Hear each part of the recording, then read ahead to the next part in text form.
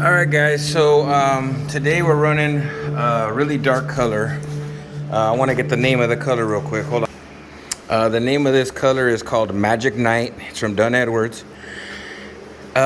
These are one of the things I want to stress, especially on dark colors, because dark colors can be some of the most problematic of all. So on this job here, we ran 2 coats of primer. We ran 1 coat of isolator underneath the TF1525 because I wanted to have the build, especially in these center panels that were MDF. So whenever I run dark colors like this, I always like to run 2 coats, especially, and I like to wait 24 hours between coats. The reason is it gives the coating time to cure up, and then it shows me also if I'm having any issues with the coating, if I'm having any dry areas, or especially if maybe you catch a little run or something like that. But I just kind of want to go and show you. I didn't really spray it heavy yesterday. I just sprayed 1 coat on it yesterday with a 06 tip, so you can kind of still see a little bit through the coating, which is fine because it's just the first coat. So now what I'm doing is I'm going back and I'm flat sanding it with a light. I only want my spotlight. I don't want any other light to be able to show off. I want to be able to see everything with this spotlight. And with this, I can see a couple little side scratches going back and forth in here. I can see that I have kind of like a little bit of a heavy lip. I have a little bit of a heavy lip right here. I have just a little bit of a heavy lip right in there. And I'll take my time with the sander. This is a Surfprep sander, and I'm gonna go back and then I'll go back and I'll hit those areas until they're flat. And I'll just go back and I'll knock all the shine back out of it. And what this is gonna do, it's gonna allow your surface to get really, really flat. And then when you put your final coat on, your finish is gonna look really nice. The other thing is that this island was originally spec'd for Swiss coffee, but last minute customer decided to change. If I would have known it was going to be such a dark color, I would have definitely toned my primer. I wouldn't have left it so I wouldn't have put white primer. I would have toned it to a dark gray or something like that. But you know, it is what it is. If I have to run 3 coats to get it perfect, then that's what I'll do. We have plenty of material to do it. But these are some little tips that I kind of wanted to show you guys, and then also show you what it looks like when you go back and you get this sanded pretty flat. So you can see that it's starting to look really nice here.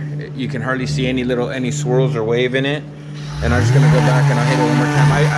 I don't really want to burn through my primer to the primer a whole bunch, but if I do get a couple little spots, it's really not a big deal. What I'll do is I'll go back and I'll spray those areas first with just 1 little quick spray, and then I'll leave the fans on. I'll let it dry for like 10 minutes. It'll be dry, and then I can come back and then I'll scuff them by hand, and then I can come back and lay it on. So I'm going back corner to corner. I'm going back corner to corner, starting in the corners and just working my way around the whole thing, getting it really nice and flat now.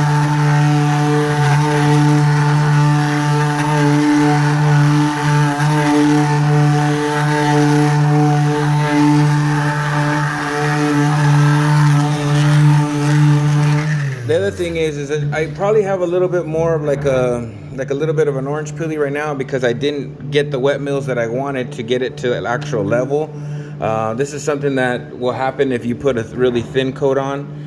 You'll kind of get that. So, but this next, when I run my final coat on it, I'm gonna make sure we bury it pretty heavy. It's gonna be really wet, and then that'll actually help. Even when it's on the vertical, it'll help it to level out. So, you know, this is a Renner 851. Also, the first coat I didn't catalyze it because I definitely wanted to preserve the material that I have. So we just ran it as it is, straight out of the can. But the second coat will be catalyzed, and I've measured out my material, and I think I'm going to be right at about 30 ounces of material. 25 to 30 ounces of material is what I'm going to need to spray this island, the last and final coat. So again, hopefully these little tips help you guys to bring up your finishing game. There's one thing about fine finishing is that there's no rush. It has to be done properly, has to be done right. Take your time and go through the processes, and you'll get really amazing results at the end. So when I'm done with all this spraying, I'm gonna go through and I'll take a video and show you guys what the final result looks like. But again, these are things that are gonna help you guys. Spotlights like this, and this is just a little cheapy Husky light that I have, but I like to set it up, just me and the light, and go through and check it, and then make sure it's good. I mean, for most people, this probably look good already, but for the caliber of finishing that we're trying to achieve, you know, taking these steps and going through and doing your second sand and making sure it's really nice and tight and smooth really makes a difference and brings up the caliber of your finishing to the next level. So hopefully it helps you guys out, and we'll see you guys in the next video.